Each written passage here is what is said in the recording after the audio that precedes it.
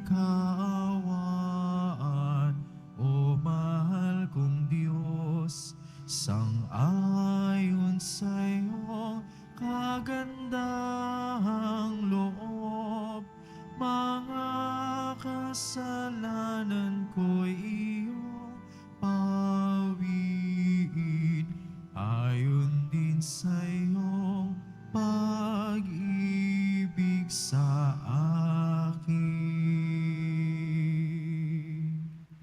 Sa ngalan ng Ama at ng Anak at ng Espiritu Santo, Amen. ang pagpapala ng ating Panginoong Yesukristo, ang pag-ibig ng Diyos Ama, at ang pakikipagkaisa ng Espiritu Santo, naway sumainyong lahat. At sumaiyo rin. Mga kapatid, sa sandali ng katahimikan, ating isipin at ihingi ng tawad ang ating mga nagawang kasalanan upang tayo'y maging marapat gumanap sa banal na pagdiriwang.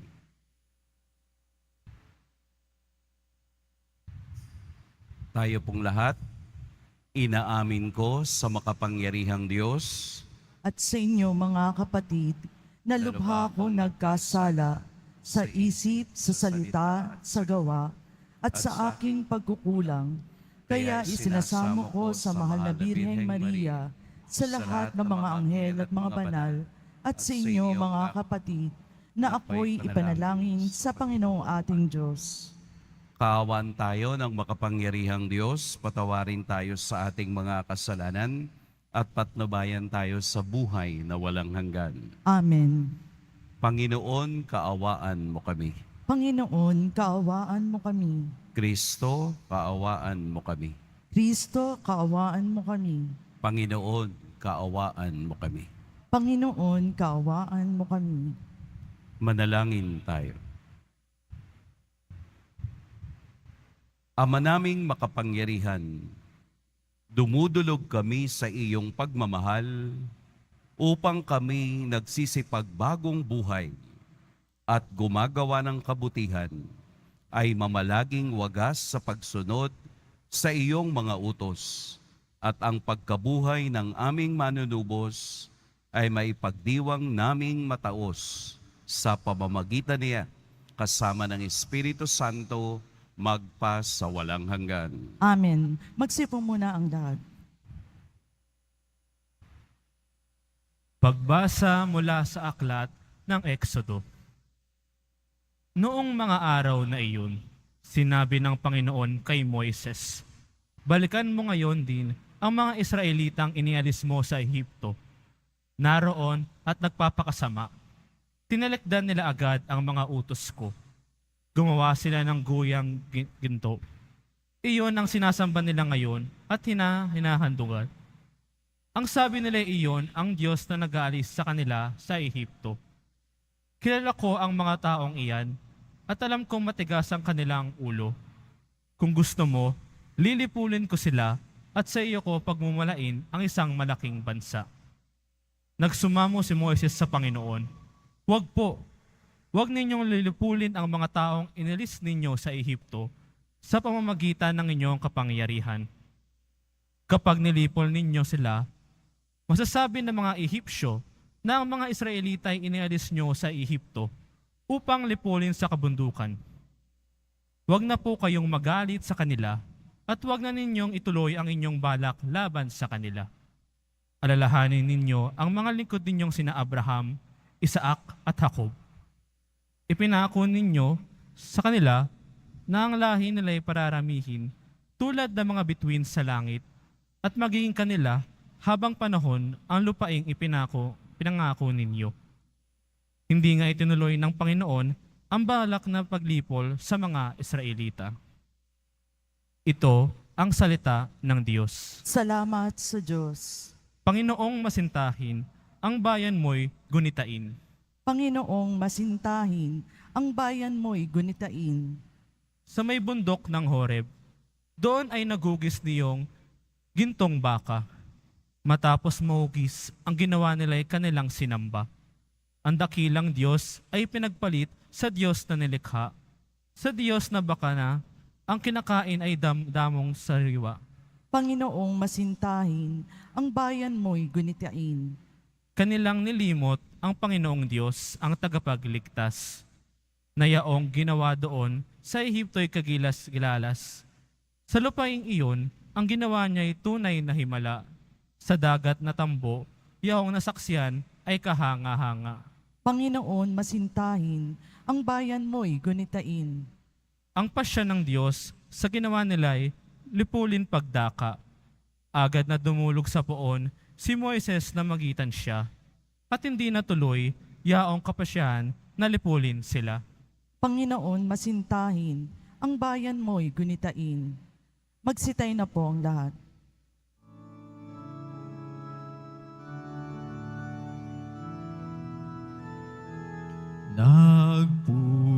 Nagpupuri kami sa'yo, Panginoong Jesucristo. Nagpupuri kami sa'yo, Panginoong Jesucristo. Pag-ibig sa sanlibutan ng Diyos ay gayon na lamang, Kanyang anak ibinigay upang mabuhay kailanman ang nananalig na tunay. Nagpupuri kami sa'yo, Panginoong Jesucristo.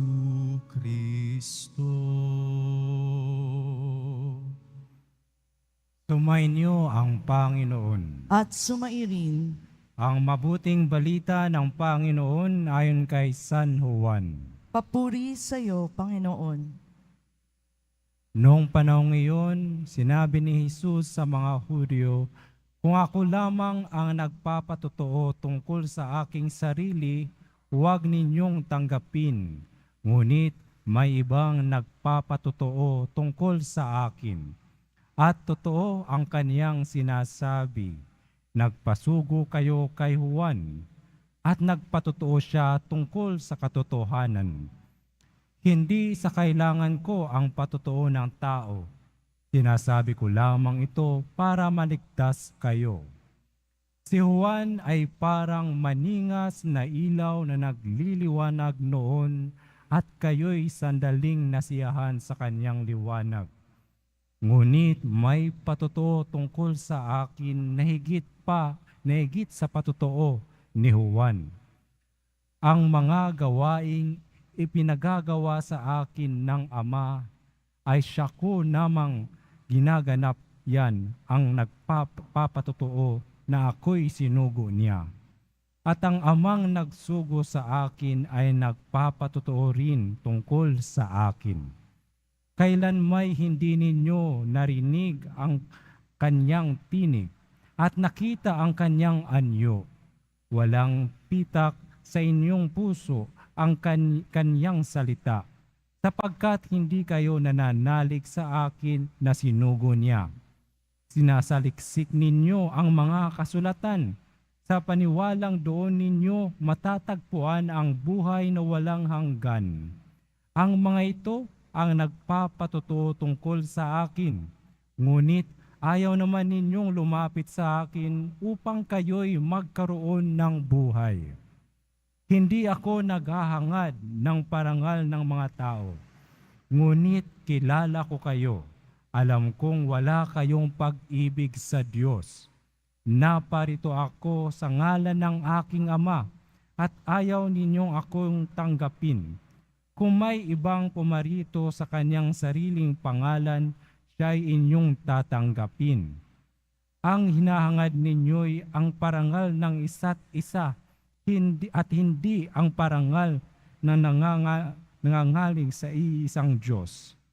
Paano kayong paniniwala? Huwag ninyong isiping ako ang magsasakdal sa Ama laban sa inyo.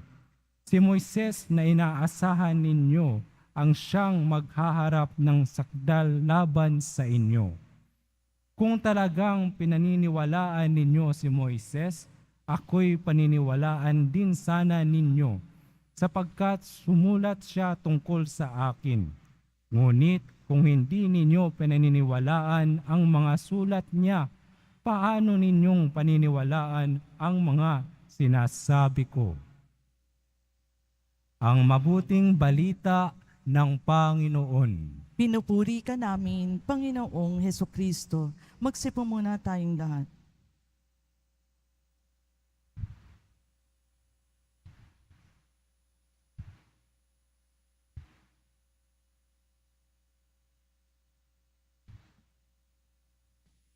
Welcome po sa dambana ng Jesus Nazareno, ang tahanang bukas para sa lahat. Kung atin pong napakinggan ang Ebanghelyo, mayroong salitang palaging inuulit, yung salitang patotoo. O sa Ingles ay witnessing o ang pagsaksi. Kadalasan, sa batayan ng tao, madali siyang humanga sa isang bagay, lalo na kapag ang paghangang iyan ay nakatuon sa kanya. Yung tinatawag nating praise. Yun bang pinupuri ka sa bagay na iyong ginagawa. Balikan po natin ang ideya ng Ebanghelyo na ang kausap ni Jesus ay ang mga eskriba at pariseo sa sinagoga. Nagkaroon sila ng pag-uusap dahil sa isang pangyayaring ginawa ni Jesus na labag sa kautusan ni Moses ayon sa diwa ng mga eskriba at pariseo. Ano po yung kaniyang nilabag? Dalawa na nga ang nalabag niya dahil iyon ay araw ng pamamahinga. Sa batas na kinabibilangan ng mga Hudyo noong panahon na iyon, bawal gawin ang dalawang bagay na iyon. Una, pinagaling ni Jesus ang isang paralitiko sa araw ng pamamahinga. Ikalawa, sinabi ni Jesus na ang kaniyang ginagawa ay may kaugnayan sa Ama. So nagkaroon na naman ng panibagong issue ang mga eskriba at pariseo na si Jesus, ang taong nakikita nila, ay binabanggit at tinatanggap at dinedeklarang siya rin ay Diyos katulad ng Ama. Kaya po sa Ebanghelyo ngayon, ipinakita ni Jesus sa kaniyang sariling kaisipan, sa kaniyang sariling pamantayan kung sino ang kaharap ninyo. Ang taong mayroong authority na magsalita laban sa pamantayan ng tao. Kaya maliwanag na ang pagpatotoo ni Jesus sa kaniyang ginagawa ay hindi matanggap ng mga eskriba at pariseo. Bakit po? Dahil sa kanilang batas pa rin, sa Deuteronomy chapter 19 verse 15, ang isang taong nagsasalita ay kailangang may witness na dalawang tao para masabing ang kaniyang ginagawa at sinasabi ay totoo.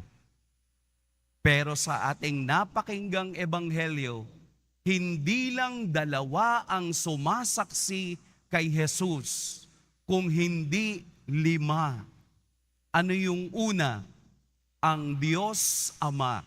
Sapagkat ang Diyos Ama ang nagpadala sa akin, ang pagmamahal ng Diyos Ama at ang Diyos Anak ang siya ring ibinibigay ni Jesus sa lahat ng sumusunod at naniniwala sa Kanya. Ikalawang saksi, si Juan Bautista, Narinig ninyo si Juan Bautista. Nakinig kayo kay Juan Bautista. Nagalak kayo kay Juan Bautista. Pero pagkatapos noon, nawala ang inyong paghanga at pakikinig. Pangatlong saksi, ang kaniyang mga gawa, ang kaniyang mga himala ay nagsasalita ng kapangyarihan ni Kristo bilang Diyos. Pang-apat na saksi, ang kasulatan mismo na ginagamit niyong panglaban sa akin ang nagiging saksi at tumutukoy kung sino ako sa inyong harapan. At ang ikalimang saksi ay si Moses. Kung naniniwala kayong propeta si Moses, kung naniniwala kayong sinugo si Moses, bakit ngayon ayaw ninyong maniwala sa akin? Yan ang pamantayan na ibinigay ni Jesus na hindi kayang salagin ng mga eskriba at pariseo. Marami ng pagpapatunay, marami ng himala, marami ng pagpapatotoo ang ginawa ng Poong Jesus Nazareno, pero ang mga taong ito ayaw pa ring maniwala. Sila pa rin ay puno ng pagdududa. Bakit? Dahil ang taong itong kanilang nakikita at nasasaksihan ay iba sa kanilang nararanasan. Kami, ang mga eskriba at pariseo, siguro'y sinasabi sa kanilang sarili, alam namin ang kasulatan, alam namin ang buong kasulatan, alam namin ang mga kautusan ni Moses, pero bakit walang naniniwala sa amin? Pero bakit walang sumusunod sa amin? Sapagkat maliwanag, kung hindi ninyo pinaniniwalaan ang mga sulat niya, paano ninyo paniniwalaan ang mga sinasabi ko?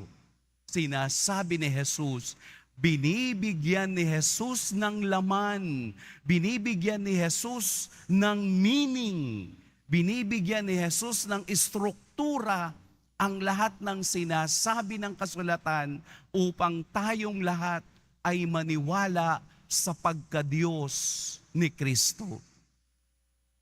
Kaya po ang sinasabi sa ating ng Ebanghelyo sa ating pang-araw-araw na buhay ay hindi tayo mabubuhay sa mga witnessing o papuri ng taong kasinungalingan.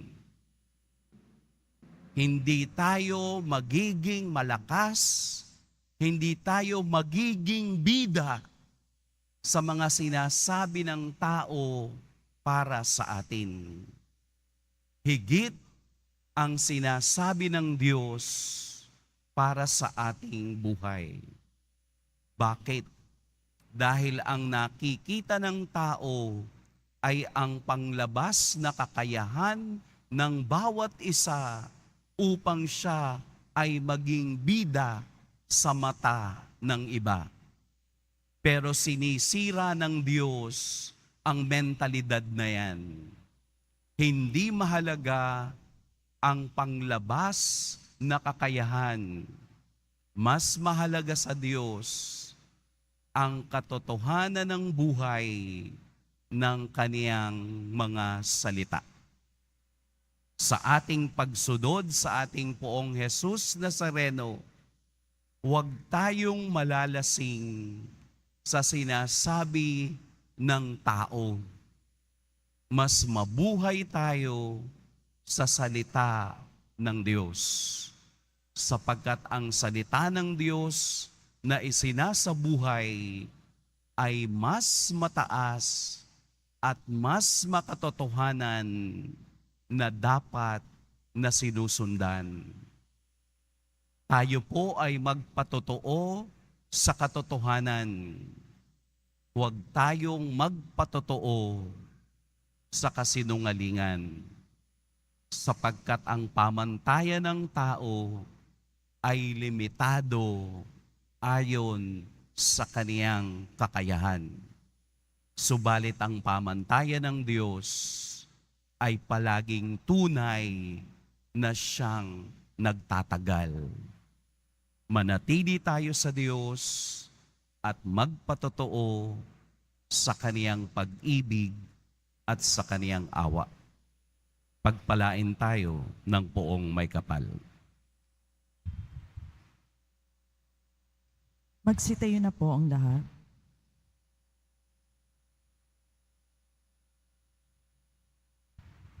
Minamahal kong mga kapatid, madalas ay lumilihis tayo sa daan ng Panginoon. Humingi tayo sa Kanya ng lakas upang makapamuhay tayo ng may pananampalataya. Ama, lunasan mo ang aming kawalan ng pananampalataya. Ama, lunasan mo ang aming kawalan ng pananampalataya. Ang mga Kristiyano sa lahat ng dako, naway manalangin ng higit na maitintim sa panahong ito ng Kwaresma. Manalangin tayo. Ama, Ama, lunasan mo ang aming kawalan ng pananampalataya. Ang mga walang pananampalataya, naway makinig sa salita ng Diyos upang sila ay maligtas. Manalangin tayo. Ama, lunasan mo ang aming kawalan ng pananampalataya.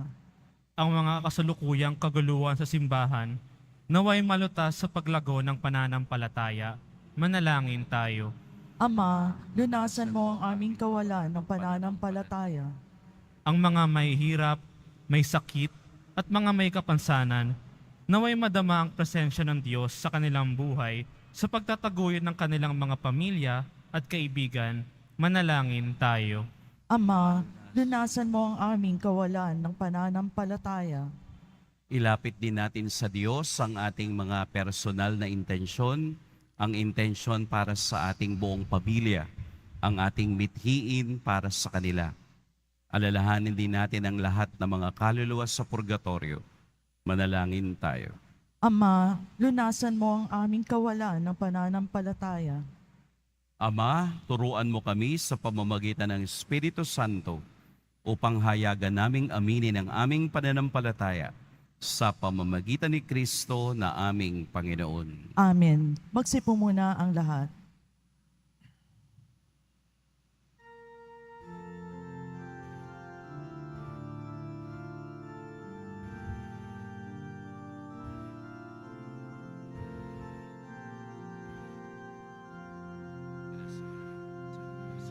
Sa'yo, Ama, aming handog ang tinapay at alak na ito, handog ng iyong bayang sumasamo, humihi ng patawad mo.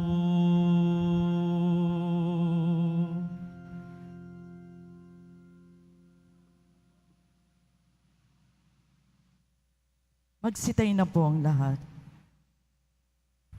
Manalangin kayo mga kapatid upang ang paghahain natin ay kalugdan ng Diyos amang makapangyarihan.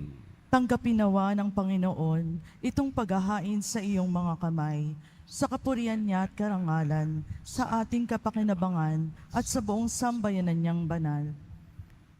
Ama naming lumikha, sa aming paghahain ng mga alay na ito, kami naway dalisayin sa aming kahinaan at patibayin nawa sa iyong kakayahan sa pamamagitan ni Hesukristo kasama ng Espiritu Santo magpa sa walang hanggan. Amen.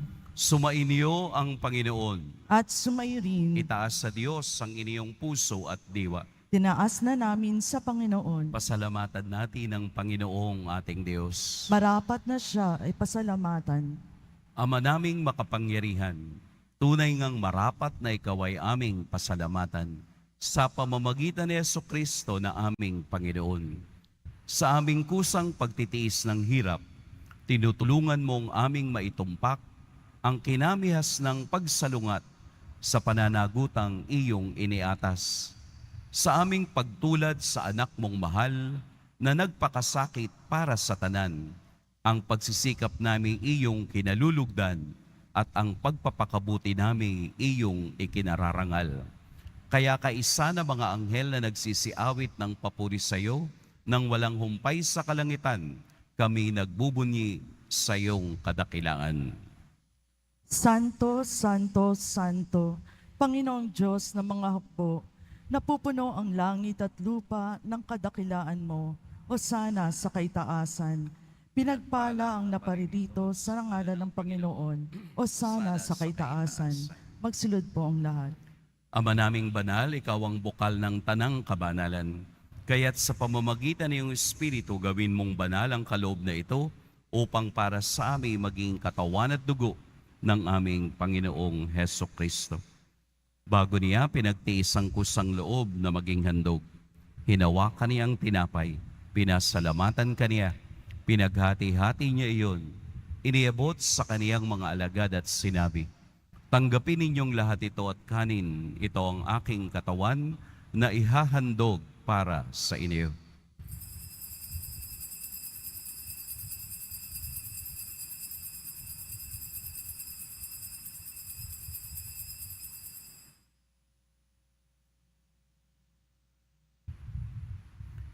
Gayun din naman noong matapos ang hapunan, hinawakan niya ang kalis, muli kaniyang pinasalamatan. Inabot niya ang kalis sa kaniyang mga alagad at sinabi, "Tanggapin ninyong lahat ito at inumin, ito ang kalis ng aking dugo. Nang bago at walang hanggang tipan, ang aking dugo na ibubuhos para sa inyo at para sa lahat, sa ikapagpatawad ng mga kasalanan. Gawin ninyo ito sa pag-alala sa akin."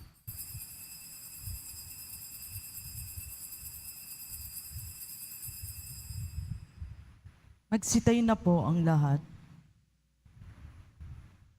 Ipagbunyi natin ang misteryo ng pananampalataya. Si Kristo'y namatay, si Kristo'y nabuhay, si Kristo'y babalik sa wakas ng panahon.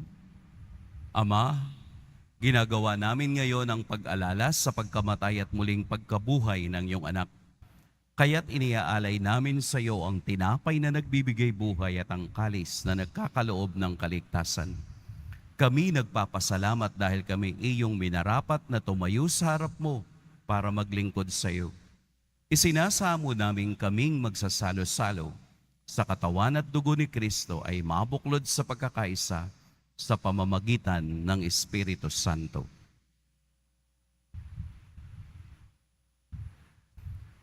Ama, lingapin mo ang iyong simbang laganap sa buong daigdig. Puspusin mo kami sa pag-ibig kaysa ni Francisco na aming Papa at ni Jose na aming Obispo at ng Tanang Kaparian.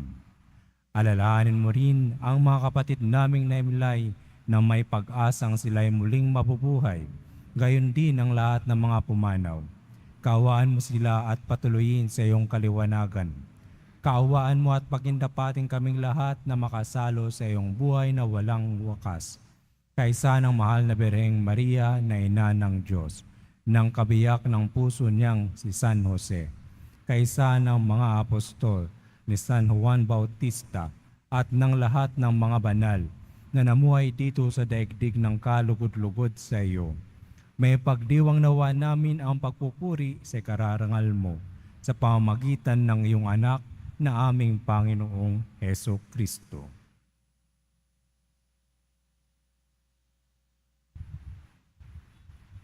Sa pamamagitan ni Kristo, kasama niya at sa Kaniya, ang lahat ng parangal at papuri sa iyo, Diyos, Amang makapangyarihan, kasama ng Espiritu Santo, magpa sa walang hanggan. Amen.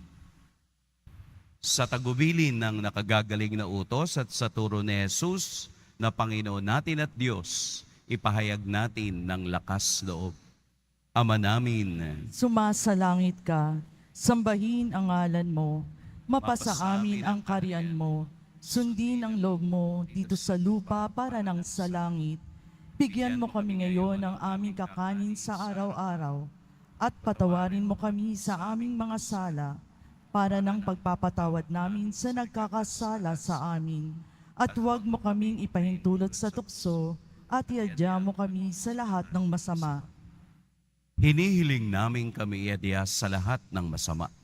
Pagkalooban ng kapayapaan araw-araw, Iligtas sa kasalanan at ilayo sa lahat ng kapahamakan. Samantalang aming pinananabikan ang dakilang araw ng pagpapahayag ng tagapagligtas naming si Heso Kristo. Sapagkat iyong karian at ang kapangyarihan at ang kapurihan magpakailanman. Amen. Panginoong Heso Kristo, sinabi mo sa iyong mga apostol, kapayapaan ang iniiwan ko sa inyo, ang aking kapayapaan ang ibinibigay ko sa inyo.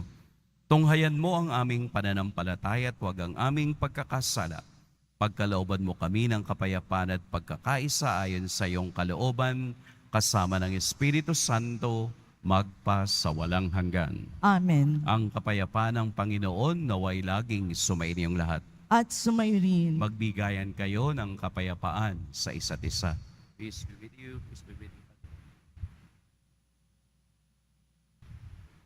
Kordero ng Diyos na nag-aalis ng mga kasalanan ng sanlibutan, maawa ka sa amin.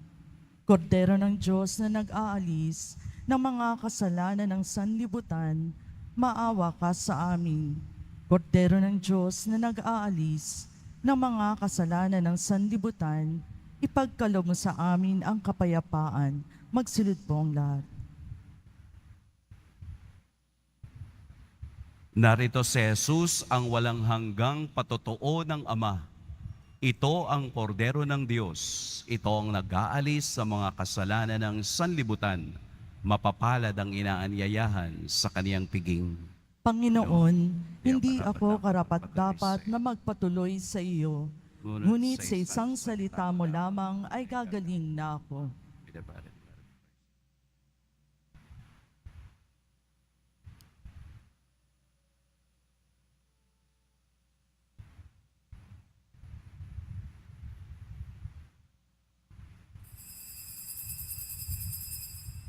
Para sa lahat ng tatanggap ng banal na komunyon, sasagot po tayo ng amen pagkasabi ng pari o ng lay minister ng katawan ni Kristo at isubog agad sa bibig bago mali sa harapan ng pari o lay minister. Sumunod po tayo.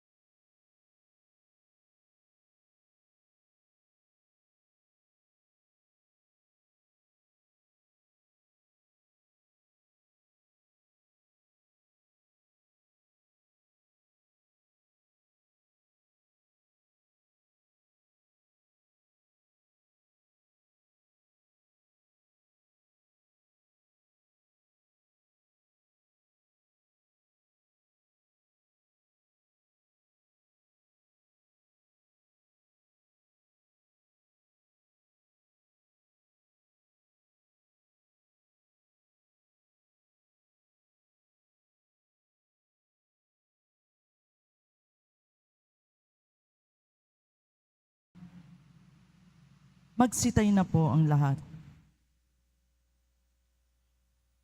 Manalangin tayo. Ama naming mapagmahal, ang tinanggap naming banal na pakikinabang ay siya nawang magpalaya sa amin sa kasalanan upang ang dinadala namin sa budhi ay gumaan at ang ganap na kagalingan ay aming makamtan. Sa pamamagitan ni Heso Kristo, kasama ng Espiritu Santo, magpa sa walang hanggan. Amen. Sumainyo ang Panginoon. At sumairin. Yumuko kayo para sa pagbabasbas. Mahal na poong Jesus Nazareno, inihayag mo sa pamamagitan ng krus ang walang maliw na pag-ibig ng Diyos sa sangkatauhan. Pakinggan mo po ang kahilingan ng iyong angkan na nagsusumamo sa iyo. Makamtan nawa nila ang iyong katugunan at tanggapin ang kasagutan na may utang na loob na tinatanaw. Basbasan din po ninyo ang mga daladala nilang mga imahen at dasalan.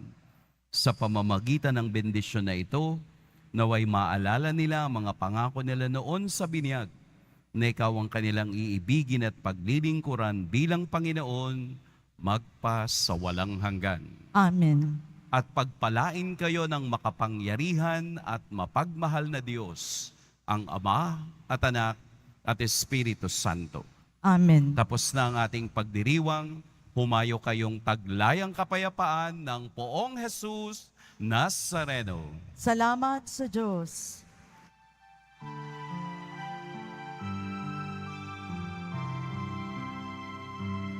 Nuestro Padre Jesus Nazareno, sinasamba ka namin, pinipinto ka namin, aral mo ang aming buhay at kaligtasan. Nuestro Padre Jesus Nazareno, iligtas mo kami sa kasalanan. Ang krus mo kinamatayan ay sagisag ng aming kaligtasan. Nuestro Padre Jesus Nazareno, dinarangal ka namin. Nuestro Padre Jesus Nazareno, nilulwalhati ka namin. Nuestro Padre Jesus Nazareno, dinarangal ka namin. Nuestro Padre Jesus Nazareno, nilulwalhati ka namin.